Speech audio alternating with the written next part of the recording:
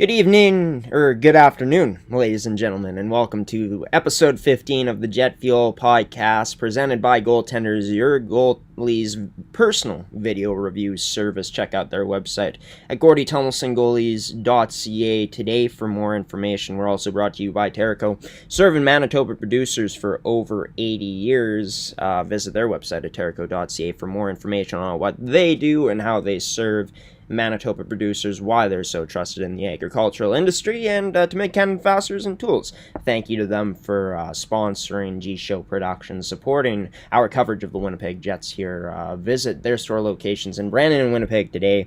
It's your one-stop shop for all your industrial needs. Be sure to check out their website for more information on their products at makecannonfasteners.shop. Well, folks, me and Connor Harabchuk told you all not to worry about the Winnipeg Jets in terms of sliding anymore. Well, we didn't say that exactly, but said not to panic. And even though these past two wins have been huge for the team, some Jets fans may think it's still underwhelming. If you take a look at the numbers that the Jets are producing, putting up, they got off to a much better start against Pittsburgh, which was really huge in them, a leading part in why they got the victory, as well as the play in Connor Hellebuck. And against the San Jose Sharks, this team puts up a bunch of chances, 40-17 in shots, a really solid game in the defensive zone, and yeah, a lot of chances, just couldn't capitalize on, the bulk of them. Now, Jets fans are going to say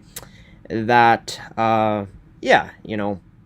for these past two wins, it's great, but they should be putting up more against the teams that they've played because of their rankings in the standings. To join me to talk about the Winnipeg Jets, and we'll dive into some context about what we think the issues still are, one of the most notable ones being the offense. Nick Lynam of Top Line Media is going to join the show to chime in on that. I have a bit of a different take in terms of how everything's been going. I'm going to expand on what I did last week into this week. It's going to be a lot of fun on this afternoon's edition of the Jet Fuel podcast. Also going to get Nick's thoughts on trade deadline so far for the Jets. He came on this podcast and wasn't a fan of the Monahan move. I wasn't a big fan of it the time when we were discussing the potential of him coming in, but my thoughts have kind of changed. Stay tuned to see if Nick's thoughts have changed. Coming up next on the Jet Fuel podcast, also going to have our thoughts on tonight's upcoming matchup against Vancouver, predictions there. You won't want to miss a Jets Nation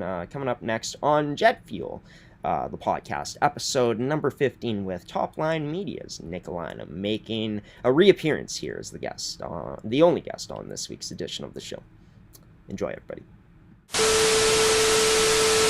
Top Line Media's Nick Lynam joining this edition of the Jet Fuel podcast, this time around with a bit of a beard. Growing it out, he's saying, Nick, why'd you decide to grow that out? I put on a couple of pounds during the winter, so you got to cover some stuff up there. It's a natural makeup. No, I just, I don't know. I prefer growing out facial hair when I can, though I don't think it'll get much longer than this. And why not, right? It's getting a little chilly out again, so need that extra layer. Exactly, extra warmth, and hey, I mean, I've let my beard grow out because I've been too lazy at points, and yeah, I mean, like you said, it does cover some things up, no doubt about it. Some acne for myself, but let's get into the Winnipeg Jets, a team that's won 2 games in a row, Nick, going into a pretty tough test tonight in Vancouver. But even though it's come against teams like the Pittsburgh Penguins, who of course have struggled this season, and the San Jose Sharks, who were the second last place team in the league, I'd have to say that Jets fans have to be pleased with most of the things we've been seeing still. Yeah, it's interesting. Obviously, it's hard to get upset when you've won 2 games in a row. But on the other hand, the offense, man, I don't know. I'm concerned. I don't know if I don't have any complaints right now. No, fair enough. And I think there is definitely complaints. I mean, when a team has only scored 7 goals in the last 7 games, you kind of start to panic. But, for myself, Nick, I've been a realist throughout these years with this Winnipeg Jets team. And when this team has been bad, I've let people know that, they've been struggling. When they've been good, let them know that too. And I think context is important because it's not like the Jets have been outplayed in, even the 5-game losing streak, and they were putting up the majority of chances against San Jose 5-on-5 wise, Yeah. 77 to 73 in terms of Corsi for to Corsi against. But I think the real problems where it comes for this Winnipeg Jets team is you're limiting some of your best players in terms of their ice time. There's no valid reason to put Nikolai Ehlers on the fourth line. I have followed putting him with Scheifele and Connor. I mean, it's worked before, but we saw it took some time for that chemistry to go. I just don't get it, Nick, that you're benching or limiting ice time for some of your smartest players in Perfetti and Velarde and playing Nikolai Ehlers in the bottom six again when we've seen it hasn't worked before. But still, I mean, nice to see this Jets team getting on the board. The depth, a guy like Morgan Barron coming through after Yeah. few games ago. But yeah, I mean, all in all, it's nice to see that this Jets team was putting up some good chances, playing a really good structured defensive game still, and relying on Connor Hellebuck and mostly that Pittsburgh win, that is. Yeah, for sure. Connor Hellebuck was a stud in that Pittsburgh win. Nice to see, yeah, Morgan Barron. He's a guy I've been a fan of for a couple of years. I figured there was like a 10, 15 goal season or two in him, and he's at 9 career high this year. He's going to be a double digit scorer, so it's good to see that. Yeah, the usage is getting really, really mind boggling for me. Um, we're back to the old let's switch one winger out and hope that sparks everything mentality, which I don't understand. And just I don't understand the reluctance to go back to the Ehlers, Scheifele, Velarde line that carried this team through its most dominant stretch, had 14 or 15 even strength goals on their own, and the team hasn't scored or has scored exactly that amount since they've been broken up in like double the game, triple the games, or whatever it is. It's not making sense to me here. So true. And I believe I was on the show along with you saying you can't split these guys up, even when Kyle Connor comes back. And guess what? Kyle Connor comes back. And as great as Kyle Connor is, like it seems when he's in the lineup, it doesn't go as well for Ehlers. It doesn't play into his favor when this team's fully healthy. Like Scheifele, Connor, and Ehlers on a line together, one of the most electrifying lines in the league with their speed. But you're so right in terms of Velarde, Scheifele, and Ehlers was not only the most dominant line for the Jets, but one of the most dominant lines in the league when they were playing with each other. So, as much as Bonus deserves credit for this season and for getting this Jets team back to being in the contender status with the way his system play has been, like you could argue he has some of the best systems in the league going right now. But there's one flaw in his game. It's limiting the ice time of some of his best players. And it was a bit of a concern last year. This season, I feel like it's even more of a concern. And yeah, you're not gonna go very far when you don't play your best players in the playoffs. And when Mason Appleton is averaging more ice time than guys like Cole Perfetti, that's a huge problem. Especially when you're trailing in games too. Like I I I get how the Adam Lowry, Nino Niederreiter, Mason Appleton line is used, and they've been really good. They've had one down stretch in December, but for the most part, that line has done the job Rick Bowness wants out of them. But that job is not to score goals, especially when you're trailing. Yeah, Bones, love the guy. I've been on the Bones Brigade. He brought the vibes back in Winnipeg for a bit there. The system is clearly very good. This team is one of the best defensive teams in the NHL. It really plays to their strength and their star player, and that's Connor Hellebuck. So all those things work, and it's broadened out another elite talent in Josh Morrissey. So there's a lot of credit for me that goes into this Rick Bowness system. But his ability or inability to adapt to games on the fly is like my biggest concern right now, because we're seeing he almost has a roadmap that it doesn't matter what the game looks like.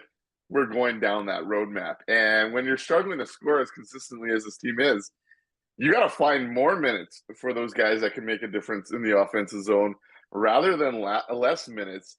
And I don't know, seeing the Lowry line sometimes used in ozone faceoffs out of a TV timeout or an icing doesn't make a whole lot of sense to me when you have two offensive lines.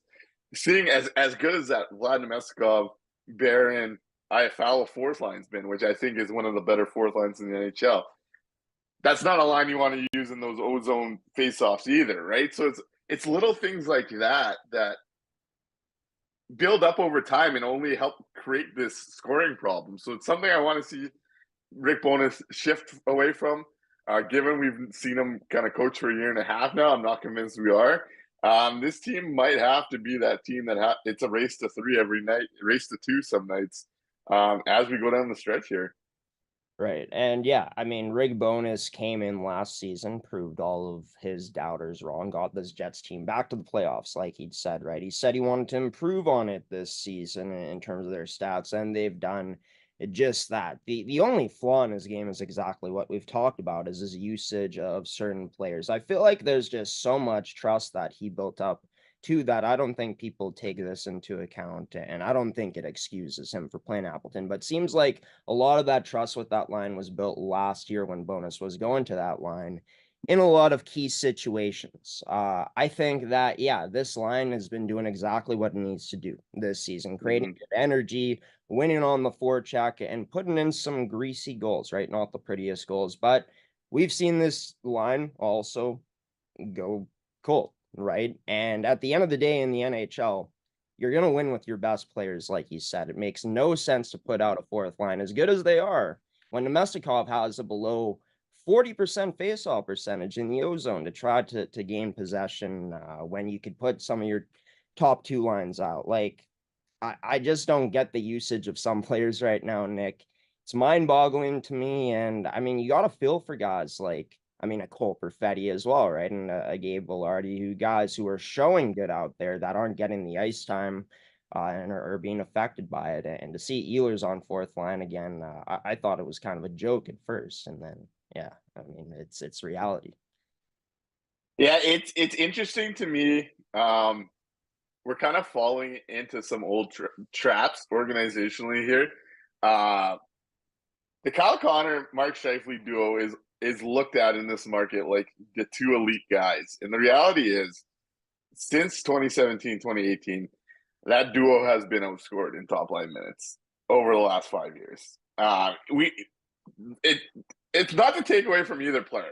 Mark Scheifele is the number one center in the NHL, top 20, 25 guy at his position. Clearly a very good hockey player. Kyle Connor, one of the best goal scorers in the NHL, but the rest of his game is so limited. It actually asks Mark Scheifele to do a lot more, especially in the D zone. Meanwhile, you have this group, and historically, Nick Ehlers and Mark Scheifele put up bigger numbers, put up. So my big concern all year has been, and I've been very consistent on this, and early on, I was taking some heat because the team was scoring at such a rate. But the one thing for me when it comes to the Winnipeg Jets is this team is clearly deeper this year than years past. But the one thing the Winnipeg Jets core has lacked for years is true elite top end talent compared to contenders. They have some very good hockey players in Mark Scheifele, Kyle Connor, Nick Ehlers, Gabe Velarde, Cole Perfetti. Like, don't get me wrong, those are great offensive players, but they're in that mid tier when you're looking at some of the contenders. Where you in Vegas, you have Mark Stone and Jack Eichel. In Vancouver, you have Elias Pettersson. In Edmonton, you have McDavid and Draisaitl. So what? And even Dallas down the middle this year, I like better than Winnipeg. So when we're looking at what this team needs to score, I still think it's another impact top six player because I find that's where they're still a bit devoid when chasing the rest of the league. Right now, when you set up the lineup with the Kyle Connor, Mark Scheifele thing, and you're kind of hoping that they come out of games 50%, just based on their history. The rest of the goal scoring from the depth, the team depends on rather than it being a luxury. Whereas if you go to that Ehlers Scheifele unit that has consistently outplayed opposition, even that Ehlers Velarde Scheifele line only lost one matchup in the game while they were together. That allows your depth to not be as dependent on when you're going on these stretches. It gives what you get out of them becomes extra. So I don't know. It's frustrating to me right now because we've seen something that works, and then we've seen this funk, and we absolutely refuse to go back to it. Yeah, and going back to December, Nick, when this line was put together, like the Jets were scoring upwards of 4 or 5 goals a game. So I think you're right in the sense, and I was on the record saying this with you, that this Jets team is deeper than we've seen in years past. I don't think the problem is in terms of this top six, these top line guys can't score. I think it's a matter of the coaching issue right now, right? Putting guys with certain spots. Like you take away Ehlers out of that top six, you don't have as strong as a top six anymore. And like you said, if you put Connor down to the second line, where I think he could do wonders with a guy like Cole Perfetti and Sean Monahan, you put Ehlers back up with Scheifele and Velarde, I think a lot of your problems do go away in terms of, missing scoring from there. And then I think that that'll open things up for the depth to capitalize a lot more on, for them to be relied on secondary scoring. I just don't think, if the lineup continues to look the way it has in these past two games, we're not going to get those best results. And a player that I think, Nick, and you were critical of him and didn't really want the Jets to bring him in, but I'd say his stats have looked solid in terms of his underlying numbers so far. He's created some good chances, and that's Sean Monahan. What are your thoughts so far on a guy that the Jets brought in to, I guess, in theory, help out their power play a bit and bring in more face-off circle? Yeah, so obviously I was probably the most vocal critic of trading a first round pick for Sean Monahan. And I still feel that way because what I kind of just highlighted with, I still feel like they're a top six impact player away from being a really dangerous Stanley Cup contender. And I don't feel like he is that level. I do think he does a lot of things pretty well. I do think there's some downsides in his game. I've kind of said, I don't want to go dive in too much on him because we've seen 4 games.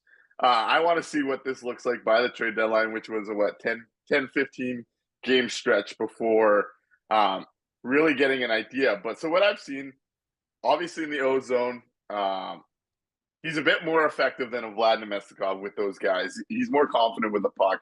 He thinks the game a bit more offensively than Vlad Nemestikov. So I think with that line, it works. And one of the biggest parts of all this conversation is Rick Bowness clearly doesn't trust Cole Perfetti. If you look at how he's used, it's 70% plus in the ozone. He's one of the first guys to get his minutes reduced as soon as they're up in games. I think that plays a big factor into this. But yeah, back to Monahan though. I do think there's areas though where he's also not as impactful as like a Vlad down the middle. One area I think that is in transition. This team does kind of still struggle to transition the puck, and he's not the greatest skater. That doesn't help, but I do think he's a very smart player. Obviously, the faceoffs have been there. I'm just not convinced when this season's all down and we get to the playoffs and we're looking at this center group. I think people are going to be awfully disappointed we moved a first round pick there. I do feel that way. Fair What are enough. you seeing out of him?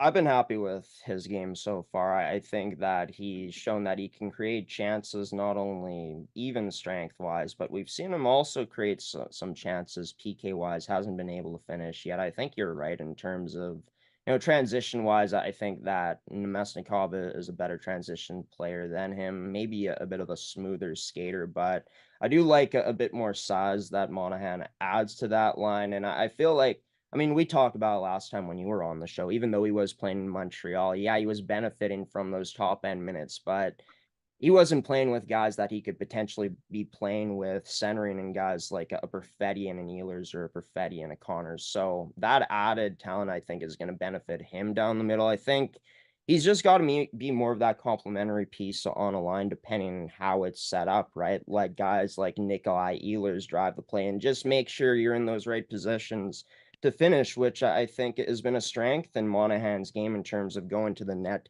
this season, especially in using his stick well.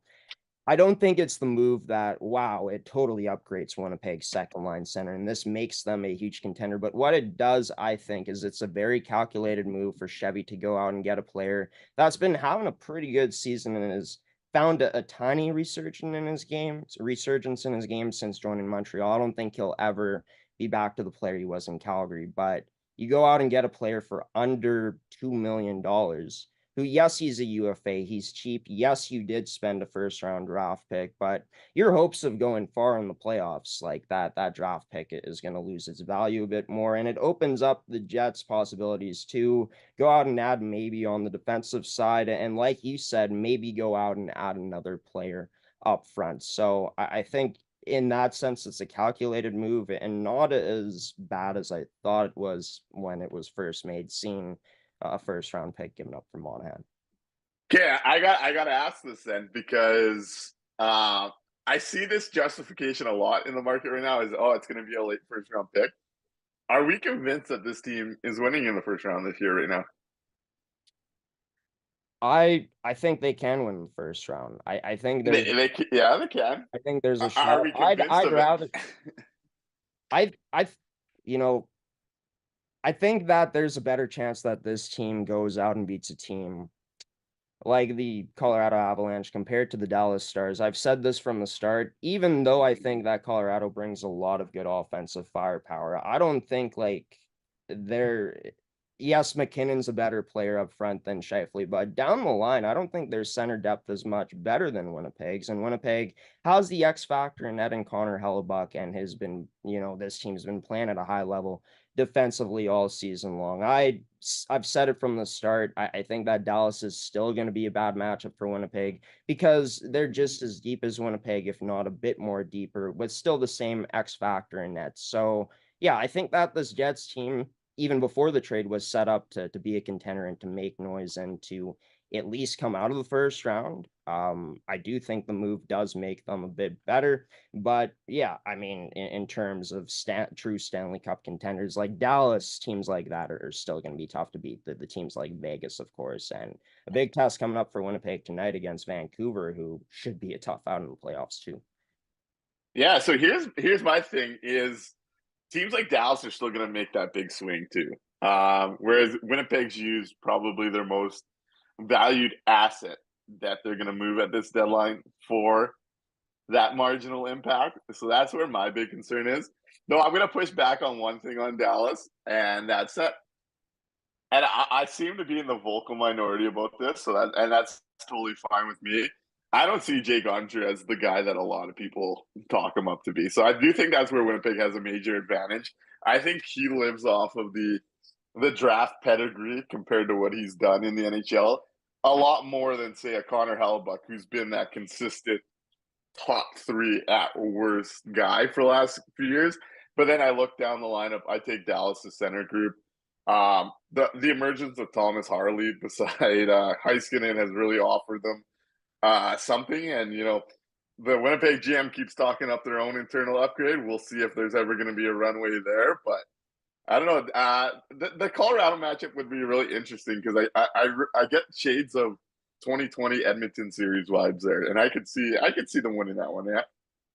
Fair. And yeah, I think it's also more so for Jake Ottinger. People think back to that historic 7-game series that they had against Calgary in that first round. And Mm-hmm. to be honest with you, yeah, I do think that Jake Ottinger was a bit disappointing last season throughout that run, especially since I picked him as my fantasy playoff goalie. But yeah, um, I do think though that the Jets, yes, they did give up their biggest piece in terms of the first round pick. Like this team we've talked about before, right? Like they got a really deep prospect pool at this point.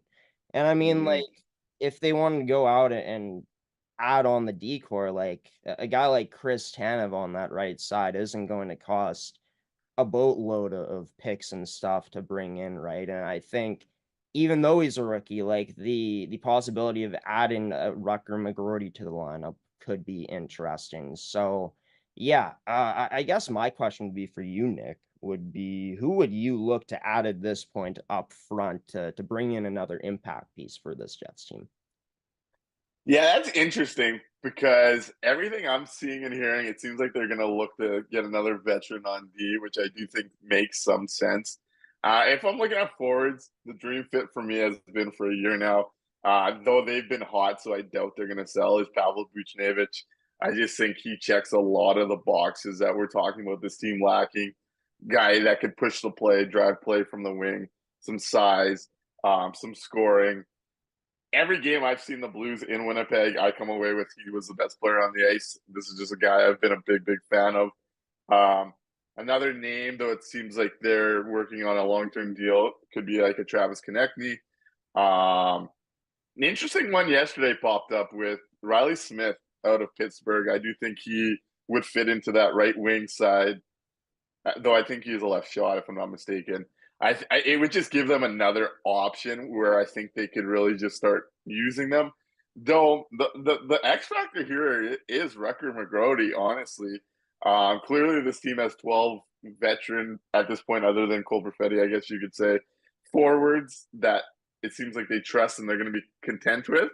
But as this Rucker McGrody second half since coming back from injury goes on, it is getting so much harder to imagine that he's not on this team at the end of his Michigan year. Yeah, and I brought this up last week. Like, I'm not comparing him to a Cale Makar, but we saw what Colorado benefited from when they brought in Cale Makar on that ELC, and they took down, well, the best team in the West that season in the playoffs. And he was playing a big factor in terms of their success in the playoffs. We saw Toronto go out last season, sign Matthew Nyes, right? And he was able to bring some impact to the playoffs. So you bring a guy like Rucker McGrorty, ideally, who would bring in, inject some youth into this lineup, some skill and some good energy.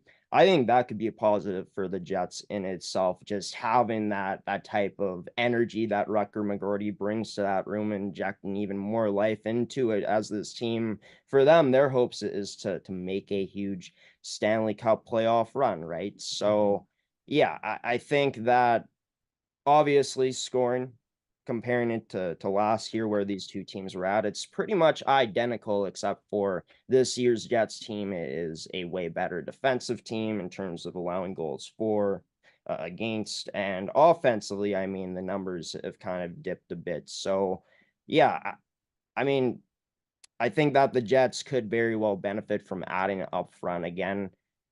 In my opinion, though, I do think as Scheifele starts to get more situated into the lineup, and if Rick Bowness can get back to figuring out his lines, that we could see this Jets team scoring a lot more with the current group that they have. But they'll be having a lot of scoring to potentially do tonight against the Vancouver Canucks, Nick. The number one team currently in the NHL, the Jets, playing this game 9 p.m. Central Time in Vancouver. Your thoughts, expectations heading into tonight, going up against the best team on paper in the league? I gotta admit, my vibes are low on this one. Vancouver just seems to have found it over the last couple months.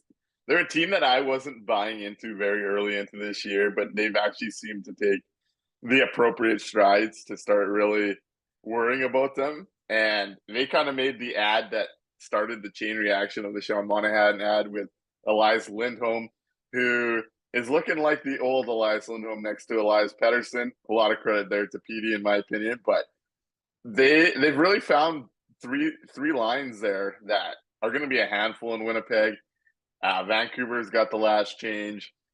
The one guy near Hellebuck's level is Thatcher Demko, so you're going to see the Vezina face off tonight.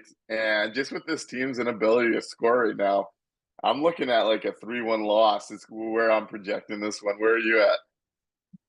Yeah, this is going to be a tough one for the Jets, in my opinion. Again, I mean, you're going up against a team in Vancouver, like you said, that added Lindholm. Like that first line pairing is ridiculous. Two elite defensive players in Lindholm and Pettersson, and Lindholm having the down year in Calgary, looking to obviously rectify that and look to be a big piece on a Vancouver team that's looking to make a run.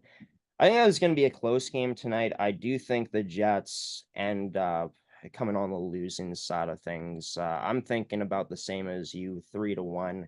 As good as Vancouver's offensive firepower has been this season, I do think that the Jets could potentially limit that. They have a good chance to do that with how strong their numbers have been, how Connor Hellebuck has played. It's just like you said, they have Thatcher Demko on the other side, and him playing the way he's playing this season is a large part to why they're also in this spot and making the playoffs, unlike last year. But if the Jets are able to keep this game in terms of more of a dump and chase game where they're winning on the forecheck and establishing the cycling and stuff like that, and they don't turn this into a track meet where I feel like Vancouver is more comfortable in playing with because they have so much speed. And Winnipeg has been a rush team in the past, but it has kind of changed their style under Bonus. I think it's going to be an interesting matchup, but I think that Vancouver is going to get a bit more breaks than Winnipeg in this one. They've gone to the high danger scoring areas all season long. That's something Winnipeg's kind of had trouble limiting as of late. And yeah, I think Vancouver's going to be just a bit too much for the Jets tonight. But if the Jets are able to not keep it a track meet, could be interesting. Yeah, and the specialty teams battle looms large where That too. Vancouver's power play is one that will take advantage of this penalty kill in Winnipeg. And on the other side, we're in a 1 for 33 streak on the power play. I think specialty teams could be the difference here. That as well. That as well. I mean, you look at how good Vancouver has been with the power play this season, and yes, this Jets team has gotten better, but you're going up against so much skill. Like, let's take a look at this first unit. You're going up against Elias Lindholm, JT Miller, Brock Besser, Quinn Hughes, and Elias Pettersson on that first unit. And then the second one, not as gaudy with Hoaglander, Suter, Garland, Mikheyev, and Hronek. But that first PP unit, like, it could make an example out of this Jets penalty kill that has looked better as the season has gone along, but we've seen them get exposed. This power play needs to get things going in terms of their movement again. We've seen when this team moves on the power play and it's not as stagnant, good things happen. I just don't know. It hasn't been consistent in that aspect. Yeah, the power play is depressing. That's the only way I could put it at this point. They're being outscored 2-1 in the last 10 games. They generate next to nothing. So it's just like, it's not even one of those things where right now they're creating a ton of opportunities and you're like, okay, it's going to pop. It's going to pop. It's going to pop. It's coming. They're not even creating, man. They struggle to enter the zone. They struggle to get set up. Like, just every part of this is so hard to watch. And if you're into the whole momentum side of things, how often is it just so deflating to watch a power play go 0 for 2 in a period and the other team starts to gain momentum? Like, it's inexcusable. They're at 10.4% since December 4th. 10.4% since December 4th. That's 2.5 months at this point. It's bad. But taking a look at the last three games, just looking at actual statistics, like their last best performance, and they didn't even score a goal on the power play, was that 4-1 loss against Philly, where they had 8 shots for.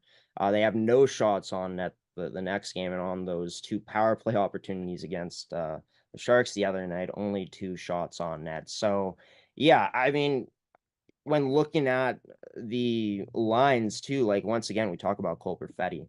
Like, he's one of your smartest players and one of your best passers, and he's second PP unit on the point. It just doesn't make sense to me right now in terms of the deployment of some of these players, as we've talked about already. But yeah, tonight's matchup should be interesting against the Vancouver Canucks. It was great to have Nick Lynam on the show of Top Line Media to talk about all things Jets, more so about their struggles than we have in the past today. But keeping it real here with Nick Lynam. Nick, it was great to have you on the show.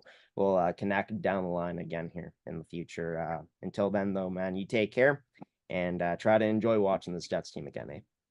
Yeah, absolutely. Thanks for having me on. Always love to shoot the shit on this team. And we'll talk to you soon.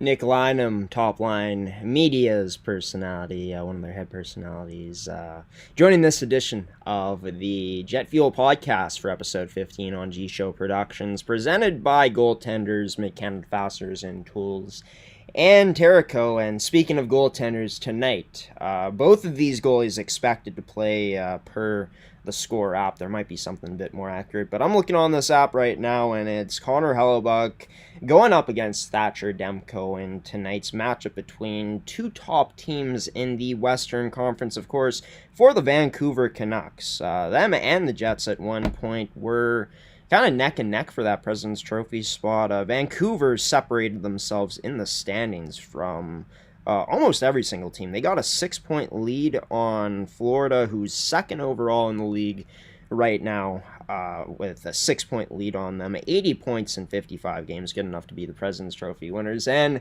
Man, folks, am I ever bad on predictions at the start of this year? I said I don't see it happening for Vancouver making the playoffs, but it sure has for them. They've been able to put it all together, and like I said, Thatcher Demko's play a huge part of it. They got excellent pieces in front of them, and like me and Nick Lynam were talking about, should be a tough matchup for the Jets, where we both got them losing in this one. But if the Jets can continue to shore things up defensively, play to their DNA that they have this season, which is a tough team to play against, a team that's heavy on the forecheck. Like I said, you don't want to put a team like Vancouver, as fast as they are, on in a type of game where it's a track meet, back and forth, rush chances going the other way. I mean, the Jets can defend the rush well. But at the same time, with a team that's been playing as good as Vancouver, you don't want to get into those types of situations, right? And a big benefit for the Jets, I think, is they're fully healthy. Heading into tonight's matchup, a disadvantage would be their special teams against Vancouver's, as Vancouver has a top 10 power play. At the same time, though, this Jets PK, even though it's one of the worst in the league, if there is a silver lining, they have been creating more chances throughout the year on the PK. It's going to be a huge test for them tonight, and that power play has to get going, man. They have to find a spark somehow. How are they going to do it tonight? Is someone on that top unit going to step up? Do we see Sean Monahan have a big game tonight? All of those questions will be answered in Vancouver tonight. I'm going to throw it to a transition here, and then I'm going to have some final thoughts for this episode. Also going to be predicting some of the other upcoming matchups that the Jets have, given my thoughts on those, on how I think the Jets will fare. You're watching the Jet Fuel Podcast for episode 15, brought to you by Make Hand Fasteners and Tools, Terrico, and Goaltenders. More to come coming up next here on the show.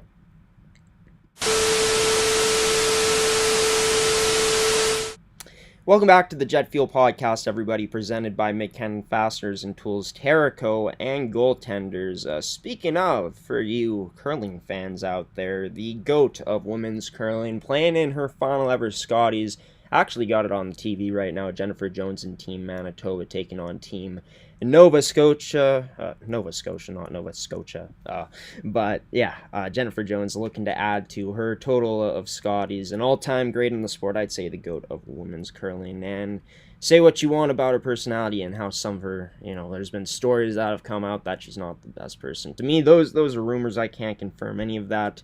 I haven't experienced that firsthand. All I know is I've grown up watching Jennifer Jones curling. Been kind of a big part of my sport in life. Is curling is one of those guilty pleasures I have of a sport that people think it's terrible to watch. It's too slow, but I love the tactical aspect of it, the strategy, and yeah, I mean, I like fast-paced sports like hockey, but don't mind sports where there's a bit more thinking involved. Not to say there isn't in hockey, as there always is thinking involved. And thinking for Kevin Cheveldayoff, what he's going to do next coming up at the trade deadline. And, you might say I've been flip-flopping on the whole Monahan situation. When Nick Lynam first joined me to talk about it way back when, before the Jets even made the move, I was kind of in agreement with him that, Monahan, not the greatest player, and the price that the Jets would pay for him would be high. Would that be the best to pay for a player like that? But in all honesty,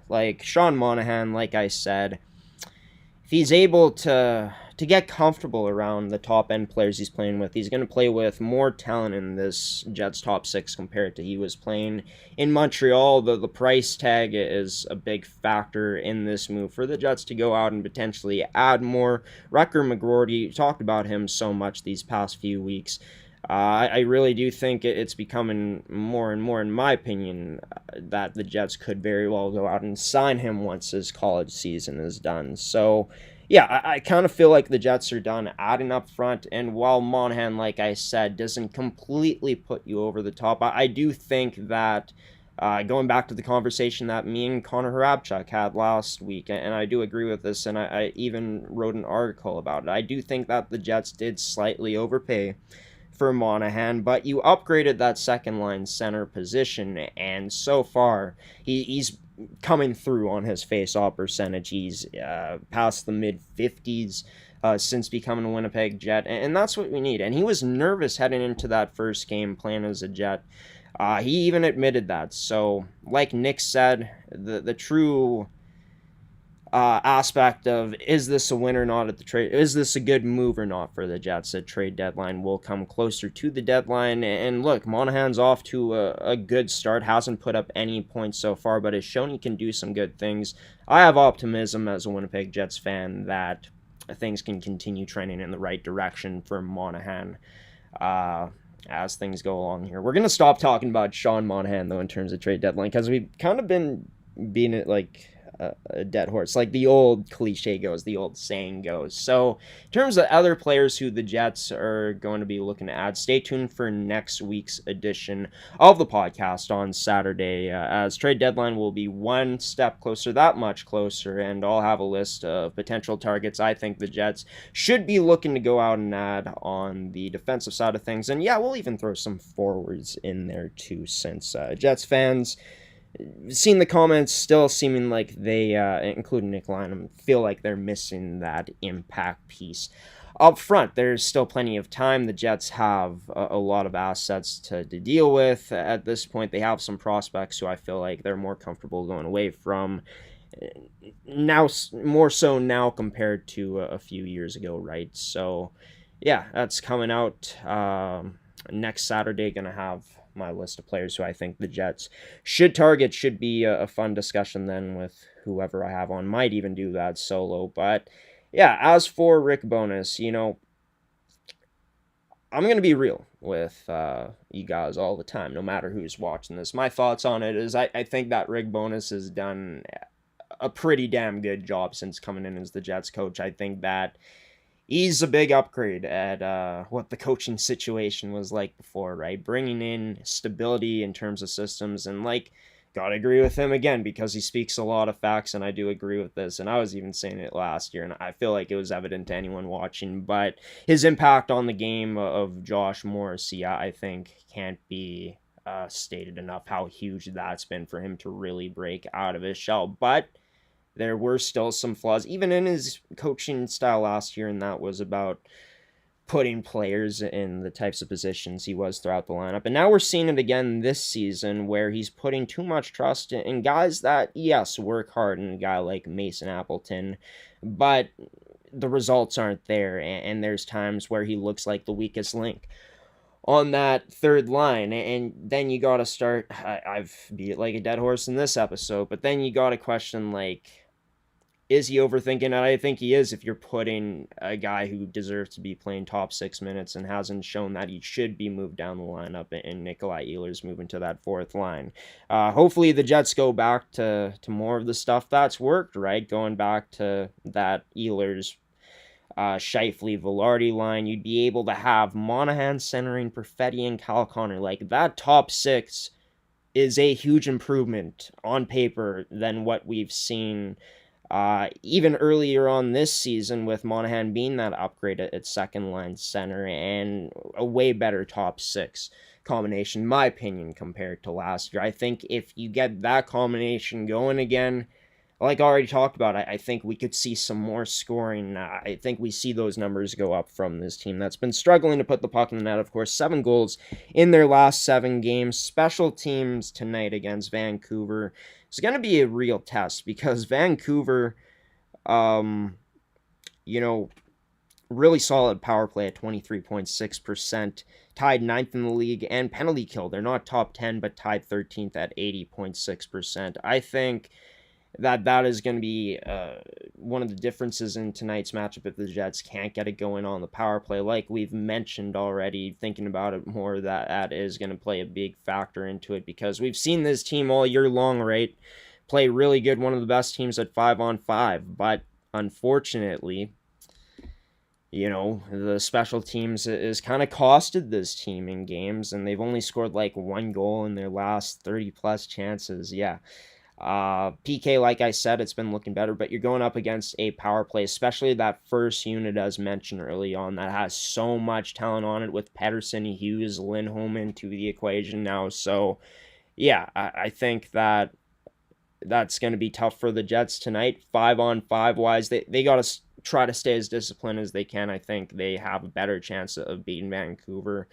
If this game is more so played at 5-on-5, and if the Jets are kind of dictating play more so compared to Vancouver is able to ham them in and transition out of their own end with ease. Connor Hellebuck, Thatcher Demko, hoping these two put on a show tonight because I got both of them in fantasy, but I kind of X's out Winnipeg's X Factor, who they usually have in net, and Connor Hellebuck, since Thatcher Demko is one of those guys who can steal games for his team. Yeah, as for the other games for this Winnipeg Jets team coming up afterwards, after tonight, they'll be back in action on Monday and Tuesday, so a double header coming up, 3 games in 4 days, playing in an afternoon game against Calgary.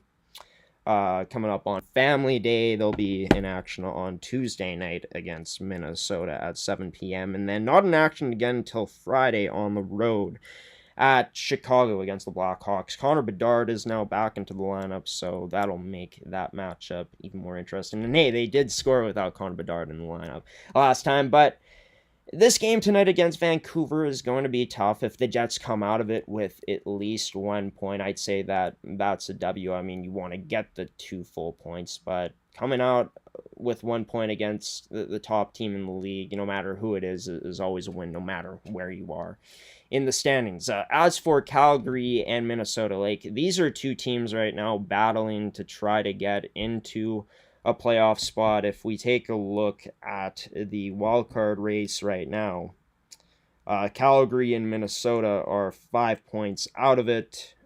St. Louis holding that last one with 60 points. So Calgary has shown some signs of really good play this season, and they've shown some signs of really struggling since trading away Lindholm. Kuzmenko has put up some solid production for this team. I think this is a game that the Jets could very well win. I think roster-wise at this point, they do have a better roster than Calgary, and I believe they did lose to them earlier on in the season, but I think if the Jets play their game and come ready to play, get off to a decent starter and are able to get off to a lead, I think that bodes well for them in that game against Calgary. But you also can't let up, right? Because Calgary is going to be trying to buzz all game long as they're trying everything they can, getting as many wins as they can to ensure that they can have a great chance to get into the playoffs. As for the Minnesota Wild, another team that the Winnipeg Jets are better than, and this season the Jets have had success against Minnesota. Expect this to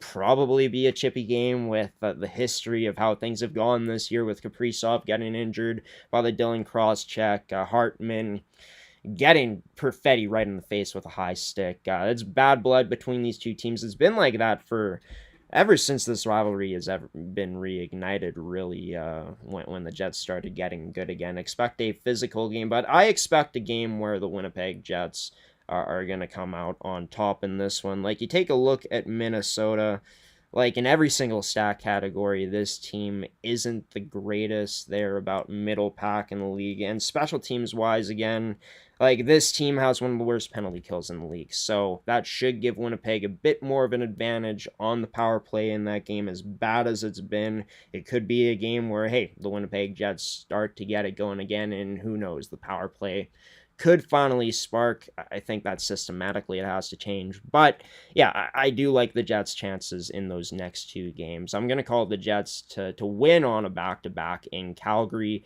and then coming home to play against Minnesota. I think the Jets win both of those ones. I think that we're going to continue to see a sound structure in the Winnipeg Jets' defensive zone game that is going to be a factor in this team winning, them getting more going offensively, and continuing to get on the forecheck, creating chances, cycle that puck around, get traffic to the net, like we've seen more so, especially in that game against the San Jose Sharks, where the Jets got goalied by Kakkonen.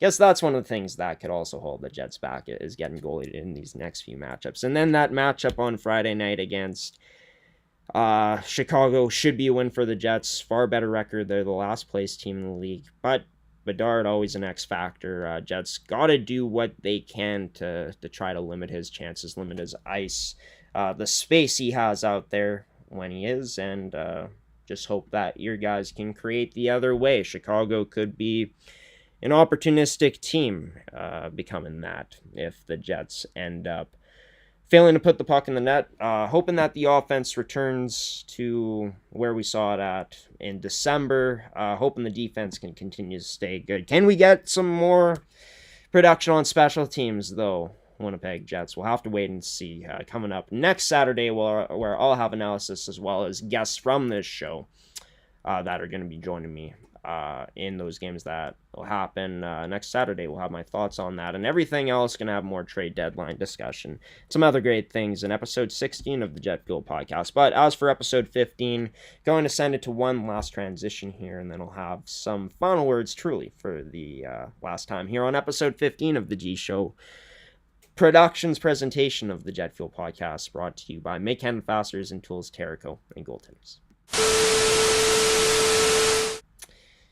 Well, you made it to the end here of the official Winnipeg Jets podcast of G Show Productions. Want to preference that since this isn't the official Winnipeg Jets podcast, just the official one of the network here. I've been your host, Graham, the G Show Foresight. Special thanks to Nick Lynam of Top Line Media for joining me on this edition of Jet Fuel and filling in as the guest for this week's episode. Next week's edition of the show is going to be coming to you at 1:30 p.m.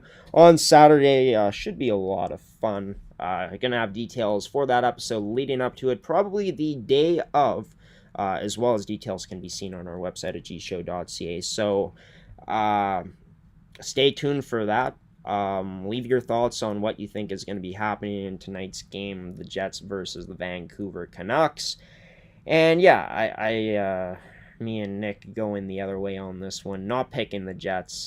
Jets fans, do you feel the Jets win tonight? Do you feel they lose? How close do you think it is? Do you feel it could be a blowout? Could go many ways tonight. So leave your thoughts in the comments. If you did enjoy this edition of the show, be sure to subscribe and turn on notifications so you don't miss any future uploads. MFHL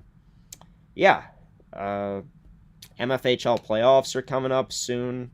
Next, coming up this week, it's going to be a ghost. So we're going to be broadcasting 2 series. If you want to check out some of the best female hockey in the province, we'll have it all free to watch this week. Coming up starting on Tuesday, Jets blog coming out on Sports in the Prairies this week for a weekly review and preview coming up.